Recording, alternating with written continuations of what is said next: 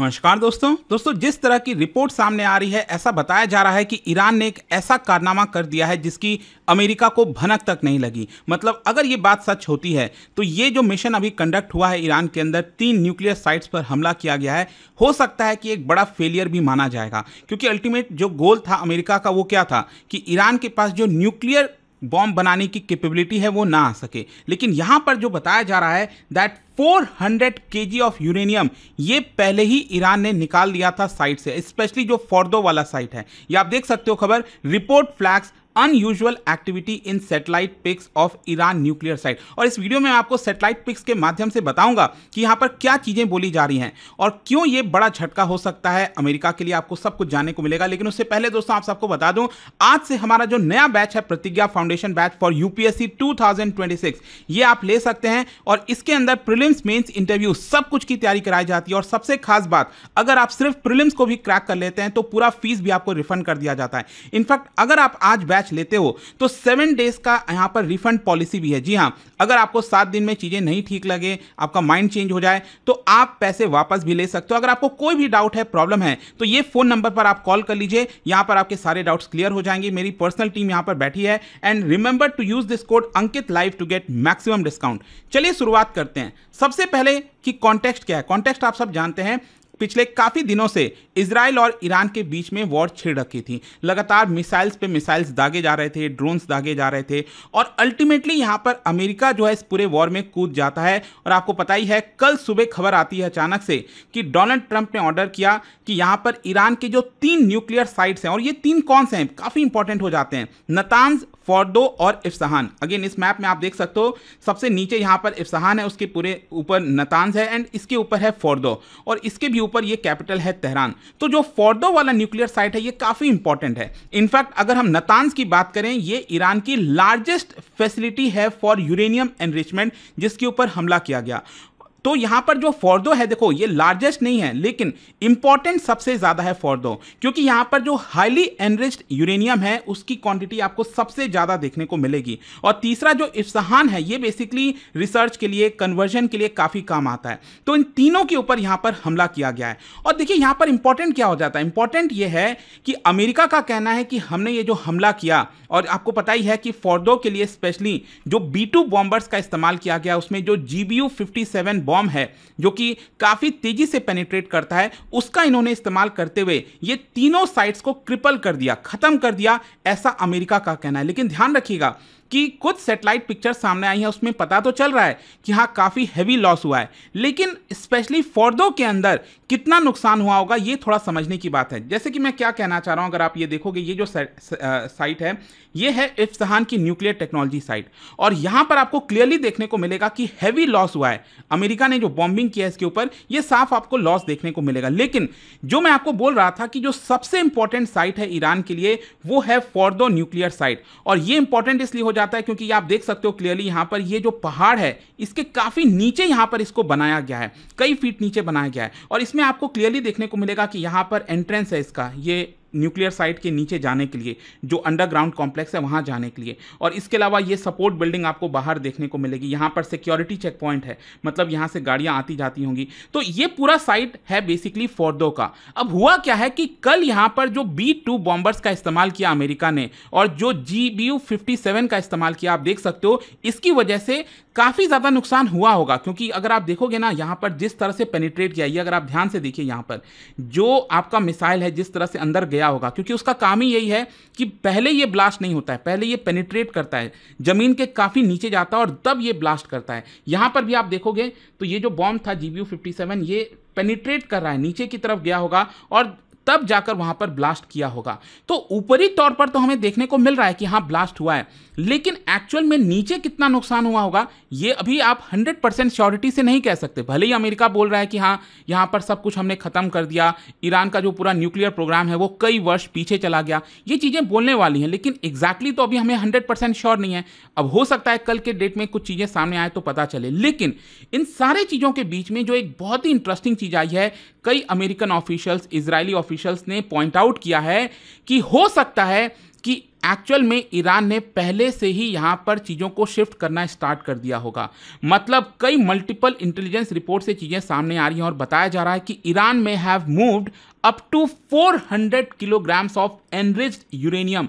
और enriched uranium की जो हम बात करते हैं ना, जो हाई प्योरिटी वाले एनरिच्ड यूरेनियम है, 60% प्योरिटी, तो अपना जो मेन फैसिलिटीज़ है, और मेन फैसिलिटी कौन सा, ये फोर्डो वाला, वहाँ से कुछ घंटे पहले, मतलब यूएस ने जब स्ट्राइक किया होगा उसके कुछ घंटे पहले या फिर कुछ दिन पहले ही यहाँ पर जो पूरा एनरिच्ड यूरेनियम है उसको शिफ्ट किया गया होगा। और ऐसा मैं क्यों बोल रहा हूँ, आप देख सकते हो यहाँ पर कुछ सैटेलाइट पिक्चर्स शेयर की गई हैं और आप देख सकते हो उसमें बोला गया है before the US strikes on Isfahan, Natanz and Fordow.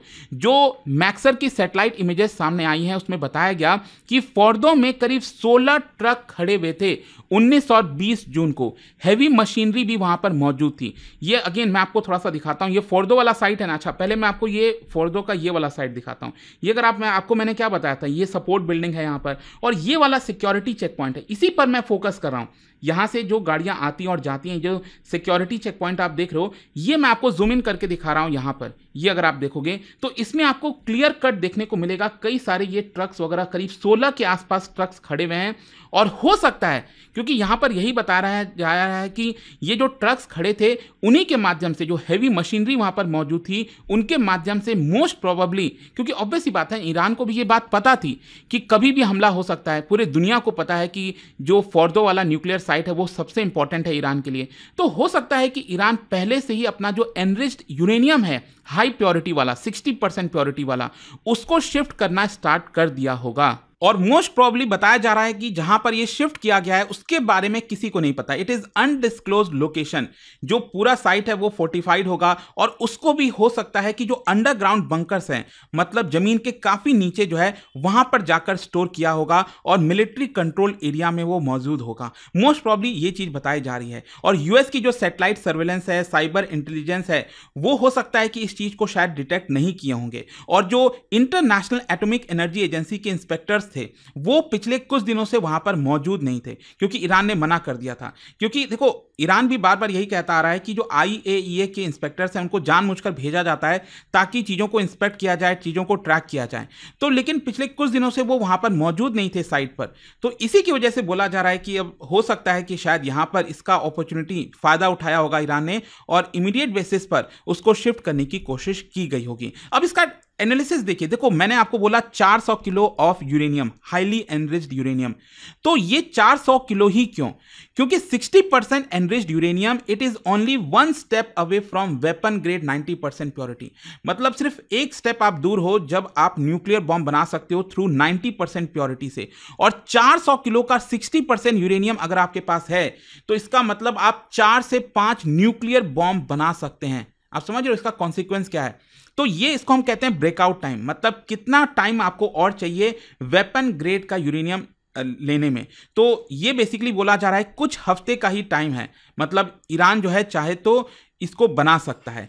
दस if Iran has this material safely hidden, तो एक प्रकार से जो अमेरिका का स्ट्राइक का मेन मकसद था, मेन एम था, वो कहीं ना कहीं तो फेल हो जाता है। हाँ, ये भी डिपेंड करता है कि जो कोर एलिमेंट है ना ऑफ न्यूक्लियर डिटरेंस, मतलब कि ईरान के पास देखिए नॉलेज तो अब आई चुकी है। भले ही अमेरिका ने कितना भी साइट्स पर हमला कर दे, कुछ भी कर दे, लेकिन जो एक मेन नॉलेज होती है ना कि आप कैसे कैसे किस स्टेप से न्यूक्लियर वेपन बना सकते हो, तो ईरान का भी यही कहना है कि आप भले ही हमारे साइट्स पर हमला कर दोगे, लेकिन हमारी जो नॉलेज है, हमारे पास जो ज्ञान है इसको लेकर मिला है, वो आप कैसे मिटाओगे। तो अगर जो कोर एलिमेंट है, कोर एलिमेंट यहां पर यही है 60% एनरिच्ड यूरेनियम, ये अगर ईरान के पास है, मतलब ये एक बड़ा फेलियर हो सकता है यहां पर अमेरिका के लिए। और इसीलिए यहां पर कई सारे अब सवाल पूछे जा रहे हैं कि अगर ये चीज हुआ है, अब देखो ये तो चीजें अब क्रिस्टल क्लियर आगे पता चलेंगी इसके बारे में, लेकिन अब अमेरिका से कई सवाल पूछे जा रहे हैं। Was there a breakdown of satellite surveillance, मतलब क्या अमेरिका का जो सैटेलाइट सर्वेलेंस काफ़ी मजबूत माना जाता है, क्या उसमें किसी प्रकार का ब्रेकडाउन हुआ है? क्या जो ईरानियन मूवमेंट है, क्या मतलब ईरान ने भी हो सकता है ना कि नॉन न्यूक्लियर लॉजिस्टिक्स को दिखाकर, सिविलियंस को दिखाकर कि देखो ये जो ट्रक्स वगैरह हैं वो सिविलियंस के हैं, तो उसके माध्यम से ट्रिक करने की कोशिश की है ईरान ने। Did Iran use electronic warfare, ताकि कंफ्यूज किया जा सके अमेरिका को और बाकी के वेस्टर्न कंट्रीज को कि यहां पर जब भी वो ट्रैक कर रहे होंगे उनको पता भी नहीं चलेगा कि वहां से यूरेनियम पास हो रहा है। डिड द यूएस रश, ये भी सबसे बड़ा प्रश्न है कि बिना प्रॉपर इंटेलिजेंस गैदर किए ही क्या अमेरिका ने जल्दबाजी में स्ट्राइक किया ईरान के ऊपर। तो ओवरऑल ऑब्वियस सी बात है, जो मेन गोल था अमेरिका का वो संकट में आ सकता है। और देखो इसका कॉन्सिक्वेंस क्या है। सबसे पहला तो यही है कि अगर ये सच है तो ईरान एक प्रकार से अपने मकसद में कामयाब रहा। दूसरा, अब आप देखो कि ईरान में भी जो एक प्रोपेगेंडा टाइप की विक्ट्री या फिर जो भी कह लीजिए, वहाँ के मीडिया में दिखाया जा रहा है कि देखो ईरान के पास जो कैपेबिलिटी है वो इस समय सुरक्षित है। और एक तरह से ये साइकोलॉजिकल डिटरेंट का भी काम करेगा, क्योंकि अभी तक ये बताया जा रहा था ना कि उसके जो कैपेबिलिटी है वो खत्म कर दिया गया है यूएस के स्ट्राइक की वजह से। लेकिन अब यहाँ पर चीज़ें अनश्योर हो जाएंगी, यहाँ पर हमेशा हमेशा डाउट रहेगा कि क्या ईरान के पास वो कैपेबिलिटी अभी भी है। तो इसकी वजह से कहीं ना कहीं यहाँ पर न्यूक्लियर थ्रेट का जो सिलसिला है वो अभी भी जारी रह सकता है। और हो सकता है कि अब ईरान यहाँ पर मजबूती से अमेरिका के साथ नेगोशिएशंस कर पाएगा, डील कर पाएगा। अमेरिका की जहाँ तक सवाल है, देखो भले ही उसने स्ट्राइक किया हो लेकिन वो लिमिटेड स्ट्रैटेजिक गेन माना जाएगा। अमेरिका की जो मिलिट्री सक्सेस है उसके लिए एक बड़ा एम्बैरेसमेंट हो सकता है इसमें। तो देखते हैं इसको लेकर अल्टीमेटली क्या चीज़ें सामने आगे निकल कर आती हैं। बट ये एक बहुत ही इंपॉर्टेंट खबर आ रही थी जो मैं आपको बताना चाहता था। आई होप कि आपको अच्छे से समझ में आया होगा। और जाने से पहले एक बहुत ही इंटरेस्टिंग क्वेश्चन, क्या बता सकते हो जो नेचुरल यूरेनियम होता है ना, उसमें अप्रॉक्सीमेटली कितना परसेंटेज ऑफ फिजाइल यूरेनियम 235 होता है, जो कि न्यूक्लियर वेपन्स के लिए काम आता है यूरेनियम 235। तो कितना फिजाइल मतलब कितने प्योरिटी का यूरेनियम 235 नेचुरल यूरेनियम में पाया जाता है? इसका राइट आंसर आप सब जानते हैं, मेरे इंस्टाग्राम पर तो मिलेगा ही, वहां पर अगर आप नहीं हो कोई बात नहीं, टेलीग्राम से ले सकते हैं इसका सही उत्तर। और दोस्तों जैसा मैंने आपको बताया, अगर आप यूपीएससी 2026 की तैयारी करना चाहते हैं, सिंपली आप एक काम कर सकते हैं, इस फोन नंबर पर कॉल करिए। कोई भी आपको डाउट हो, जो भी आपको जानकारी चाहिए, आप मेरा नाम बताइएगा, ये कोड बताइएगा, सब कुछ आपको बताया जाएगा। और इस बैच को अगर आपको लेना है ले सकते हैं। सबसे खास बात, अगर आप आज लेते हैं तो यहां पर 7 डेज की रिफंड पॉलिसी है। चीजें नहीं समझ में आती हैं, प्रॉब्लम होती है, तो आप अपना पैसा ले सकते हो, इस कोर्स को रहने दे सकते हैं। तो ये एक अपॉर्चुनिटी स्टडी IQ की तरफ से आज के लिए दिया जा रहा है। And hope to see you guys soon in the class and thank you so much.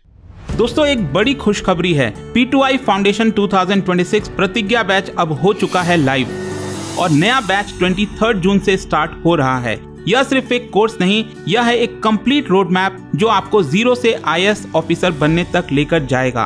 Step by step guidance, full mentorship के साथ। फीचर्स जो बनाते हैं प्रतिज्ञा बैच को सबसे खास, 1000+ आवर्स की लाइव क्लासेस इंडिया के टॉप एजुकेटर्स के साथ। हर स्टूडेंट के लिए 1-to-1 personal mentorship, hand written notes, smart और क्विक रिवीजन के लिए, PRP and MRP, residential programs for prelims और मेंस। और दोस्तों यह सब कुछ के साथ मिलता है क्लियर करो प्रीलिम्स, पूरा फीस रिफंड पाओ। मंथली टॉपर्स को 11,000 रुपीज तक कैश रिवॉर्ड। और हाँ, सुबह से कई स्टूडेंट के मैसेज आए, लेकिन 10 जून के बैच अब क्लोज हो गया है। तो सुन लीजिए, 23 जून से वही बैच दोबारा स्टार्ट हो रहा है, सिर्फ आपकी डिमांड पर। इसको लेने के लिए आप क्लिक कर सकते हैं कमेंट सेक्शन में लिंक को, और यूज करना है आपको code Ankit live, ANKIT LIVE checkout के समय, ताकि आप मैक्सिमम डिस्काउंट पर इस बैच को ले सकें। सीट्स लिमिटेड हैं और बहुत तेजी से भर रही हैं, तो देर मत कीजिए, आज ही शुरू कीजिए अपनी IAS की जर्नी विद प्रतिज्ञा।